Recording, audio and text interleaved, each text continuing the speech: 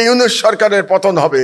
আর ইউনূস সরকারের পতন হলে সব থেকে বেশি আনন্দিত হবে সেনাপ্রধান। হুমকির মুখে পড়বে। দুর্ভাগ্যজনকভাবে এখন যে ষড়যন্ত্র শুরু হয়েছে সেখানে সেনাবাহিনীকেও জড়িত করা হয়েছে। আমরা গত কয়েকদিন ধরে কিছু ঘটনা দেখতে পেয়েছি যেটা খুবই গুরুত্বপূর্ণ এবং আমাদের সতর্ক হওয়া দরকার।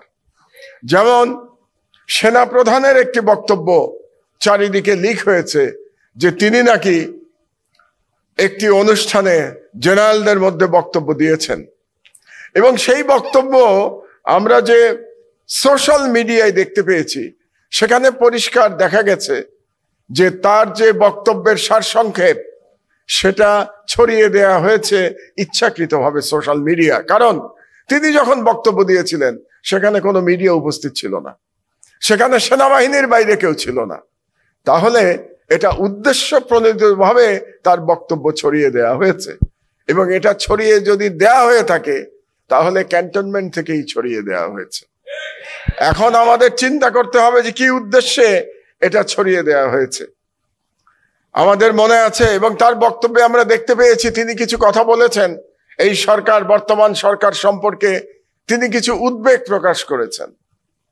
আমরা বলতে চাই এই শাপলা চত্বর গণহত্যা যখন হয়েছিল, এই শাপলা চত্বর গণহত্যার মধ্যে যে সমস্ত সেনাবাহিনীর কর্মকর্তারা অংশগ্রহণ করেছিলেন তখন তাদের উদ্বেগ কোথায় ছিল? এবং আমরা দীর্ঘ সময় ধরে যখন বলেছি, লড়াই করেছি ফ্যাসিবাদের বিরুদ্ধে, তখন এই জেনারেলদের উদ্বেগ কোথায় ছিল? আমরা যখন বলেছি যে সেনাবাহিনীর এখানে একটা ভূমিকা থাকা উচিত, যে বাংলাদেশের স্বাধীনতা বিকিয়ে দেওয়া হচ্ছে, বাংলাদেশের মুসলমানদের উপর অত্যাচার করা হচ্ছে, সেখানে সেনাবাহিনীর একটা বক্তব্য থাকা উচিত, তখন জবাব দেওয়া হয়েছিল সেনাবাহিনী is a discipline force. Discipline force কোনো রাজনৈতিক বিষয়ে বক্তব্য দিতে পারে না। তাহলে আজকে ডিসিপ্লিন ফোর্স কিভাবে বক্তব্য দিচ্ছে? সেদিন যদি বক্তব্য না দিতে পেরে থাকে তাহলে এখন তাদের বক্তব্য দেওয়ার কথা নয়। তারা দেখতে পেলাম সেনাপ্রধান একটা করিডোর নিয়ে তিনি তার উদ্বেগ প্রকাশ করেছেন।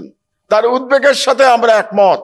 আমরা এরকম কোন করিডোর বাংলাদেশে চাই না, সে ব্যাপারে আমরা একমত। এমন কোন করিডোর আমরা চাই না যে করিডোরের মাধ্যমে বাংলাদেশের স্বাধীনতা হুমকির মুখে পড়বে। হাসিনার 16 বছর ধরে বাংলাদেশে যে ভারতীয় সাম্রাজ্যবাদের জন্য করিডোর দেওয়া হয়েছিল তখন জেনারেল সাহেবরা কোথায় ছিলেন? এবং সেই করিডোরের বিরুদ্ধে কেন সেনাবাহিনী সেদিন গর্জে ওঠে নাই? একটা ঘটনার কথা আপনাদেরকে বলি। আজকে ব্রাহ্মণবাড়িয়াতে যারা মোদী বিরোধী আন্দোলনে শহীদ হয়েছেন সেই সমস্ত শহীদের পরিবার এখানে উপস্থিত আছেন। এই ব্রাহ্মণবাড়িয়াতে তিতাস নদীর প্রবাহ বন্ধ করে দিয়ে সেখানে বাঁধ নির্মাণ করে ভারতকে করিডোর দেওয়া হয়েছিল, এবং এই করিডোরের বিরুদ্ধে ঢাকা থেকে আমি লং মার্চ করেছিলাম। সেই সময় বাংলাদেশের পেশাজীবী সংগঠনের আমি একটা নেতৃত্ব দিতাম।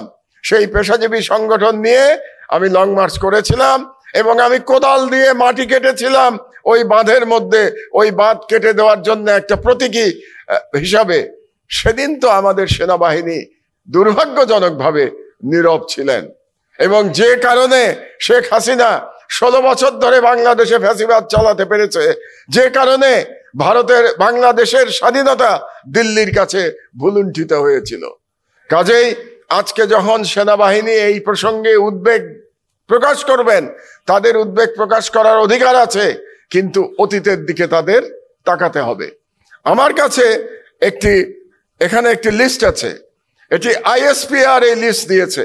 এই লিস্টটা কি জানেন? এই লিস্টটা হচ্ছে 5ই আগস্টের বিপ্লবের পরে কিছু ব্যক্তি আওয়ামী লীগের এবং পুলিশ এবং এমপিরা তারা আশ্রয় নিয়েছিল ক্যান্টনমেন্টে, এবং এই লিস্ট ISPR প্রকাশ করেছে। এবং ISPR বলেছে যে মানবিক কারণে তাদেরকে নাকি আশ্রয় দেওয়া হয়েছিল। সেখান থেকে আমি শুধু 3 জন লোকের নাম এখানে উল্লেখ করতে চাই। 3 জন ব্যক্তি পুলিশের। একজন হচ্ছে মনিরুল, একজন হচ্ছে তার নাম হলো মনিরুল ইসলাম, তিনি SB চিফ ছিলেন। আর একজন হচ্ছেন খন্দকার লুৎফুল কবির, তিনি অতিরিক্ত আইজিপি ছিলেন, আরেকজন হচ্ছেন হারুনুর রশিদ ডিজি র্যাব ছিলেন, আরেকজন হচ্ছেন প্রলয় কুমার জোয়ারদার। তো এই যে ব্যক্তিদের আমি নাম বললাম, ও আরেকজন আছেন আসাদুজ্জামান, যিনি তৎকালীন ডিআইজি সিটিটিসিতে ছিলেন। আপনারা কি জানেন তারা কি করতেন? তাদের কাজ ছিল আলেমদের ধরে ধরে জঙ্গি বানানো, এবং জঙ্গি বানিয়ে পরিবার সহ তাদেরকে হত্যা করা হয়েছে। তাহলে যে মনিরুল ইসলাম, যে আসাদুজ্জামান, যারা বাংলাদেশের আলেমদের জঙ্গি বানিয়ে পরিবার সহ তাদেরকে উড়িয়ে দিয়ে জঙ্গি তকমা দিয়ে হত্যা করেছে, তাদেরকে মানবিক কারণে আশ্রয় দেওয়ার কোনো কারণ থাকতে পারে না। তার থেকে বড় কথা হলো এই যে তিনজনের নাম আমি বললাম, মনিরুল ইসলাম, আসাদুজ্জামান এবং প্রলয় কুমার জোয়ারদার, তাদের এখন কোনো হদিস নাই। আপনারা যদি তাদেরকে আশ্রয় দিয়ে থাকেন, তাহলে আপনাদের দায়িত্ব ছিল তাদেরকে আইনের হাতে অর্পণ করা, যাতে করে আলেম হত্যার জন্য, বাংলাদেশের জনগণকে হত্যার জন্য এবং শাপলা চত্বর হত্যাকাণ্ডের জন্য তাদেরকে আমরা বিচার করতে পারি। কিন্তু সেই কাজ তারা করেন নাই, বরং তাদেরকে দেশ থেকে পালিয়ে যেতে সহযোগিতা করা হয়েছে। তো এর জন্য আমরা কাকে দায়ী করব? একজন আর্মি জেনারেল, তার নাম মুজিবুর রহমান, তাকে বলা হয় তিনি নাকি সব থেকে বড় ভারতের দালাল ছিলেন, লেফটেন্যান্ট জেনারেল মুজিব। তাকে ক্যান্টনমেন্টে আটক করেছে, এটা ক্যান্টনমেন্ট থেকেই বলা হয়েছিল তাকে আটক করা হয়েছে, কিন্তু পরবর্তীতে জানা গেল তিনি নাকি ভারতে পালিয়ে গেছেন। তাহলে তাকে পালিয়ে যেতে কারা সহায়তা করেছে, সেই প্রশ্ন আজকে আমাদের উত্থাপন করতে হবে। আপনারা দেখতে পাচ্ছেন বিগত কিছুদিন ধরে আবার ভারতীয় দালাল গোষ্ঠী এবং ইসলামী বিদ্বেষী গোষ্ঠী মাথা চাড়া দেওয়ার চেষ্টা করছে। এই যে গত 3-4 দিন ধরে বাংলাদেশে এক ধরনের রাজনৈতিক অনিশ্চয়তা চলছে, সেই অনিশ্চয়তা নিয়ে ভারতীয় প্রত্যেকটা মিডিয়াতে আনন্দ প্রকাশ করা হচ্ছে। তারা বলতে চাচ্ছে যে ইউনূস সরকারের পতন হবে, আর ইউনূস সরকারের পতন হলে সব থেকে বেশি আনন্দিত হবে ভারতীয় মিডিয়া এবং ভারত সরকার। এটা আপনাদেরকে বুঝতে হবে। তার মানে বাংলাদেশে আবার ভারত তার হেজিমনি, তার আধিপত্য প্রতিষ্ঠা করবার চেষ্টা করছে, যাতে করে বাংলাদেশের 90% মুসলমানদের উপরে আবার ভারতীয় জুলুম আবার চলে আসে। যে জুলুম আপনারা আজকে দেখালেন, সেই জুলুম আবার নতুন করে করবার জন্য ভারত থেকে ষড়যন্ত্র করা হচ্ছে।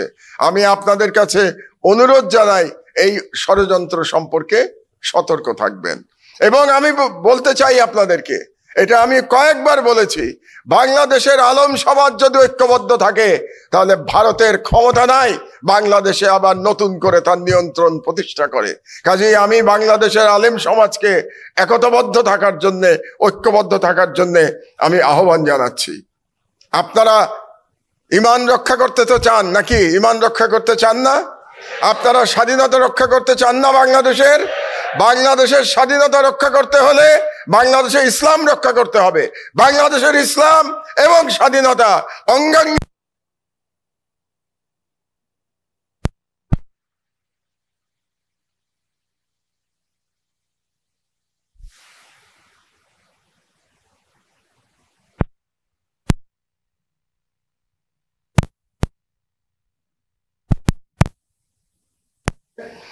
মাওলানা মামুনুল হকের প্রতি আমি আহ্বান জানাচ্ছি। এখানে হেফাজতের মাননীয় মহাসচিব উপস্থিত আছেন সাজিদুর রহমান সাহেব, তার প্রতি আমি আহ্বান জানাচ্ছি, আপনারা জাতির মুরব্বী হিসাবে ঐক্যবদ্ধ করার আপনারা ইনিশিয়েটিভ গ্রহণ করুন। এখানে যারা রাজনৈতিক নেতৃবৃন্দ আছেন তাদের প্রতি আমি আহ্বান জানাচ্ছি, আমরা ঐক্যবদ্ধ না থাকতে পারলে আমরা যে আবার দ্বিতীয় স্বাধীনতা পেয়েছি সেটা রক্ষা করতে পারবো না। একবার আমরা প্রথম স্বাধীনতা পেয়েছিলাম, এটা রক্ষা করতে পারি নাই, কারণ ভারত সেই স্বাধীনতা ছিনিয়ে নিয়ে গিয়েছিল। আমরা দ্বিতীয় স্বাধীনতা পেয়েছি, ভারত আবার এটা ছিনিয়ে নেওয়ার চেষ্টা করছে। কাজেই দেশপ্রেমের পরীক্ষা হচ্ছে বাংলাদেশের। আমি মনে করি ভারতীয় আধিপত্যবাদকে মোকাবেলা করাই সর্বোচ্চ দেশপ্রেম। কাজেই সেই দেশপ্রেম আমাদেরকে দেখাতে হবে। আমার বক্তব্য আর আমি দীর্ঘায়িত করব না। আবারও বলি, শাপলা চত্বরে যারা শহীদ হয়েছেন তাদের প্রতি আমার শ্রদ্ধা জানাই। এবং আজকে শাপলা স্মৃতি সংসদের এই অনুষ্ঠানে আমাকে আহ্বান জানানোর জন্য, বক্তব্য দেওয়ার জন্য আমি মামুনুল হক সাহেবের প্রতি আমি কৃতজ্ঞতা জানাচ্ছি। এবং আমি বলতে চাই, এই শাপলা স্মৃতি সংসদে মামুনুল হক সাহেবের পাশে থেকে আমি কাজ করব।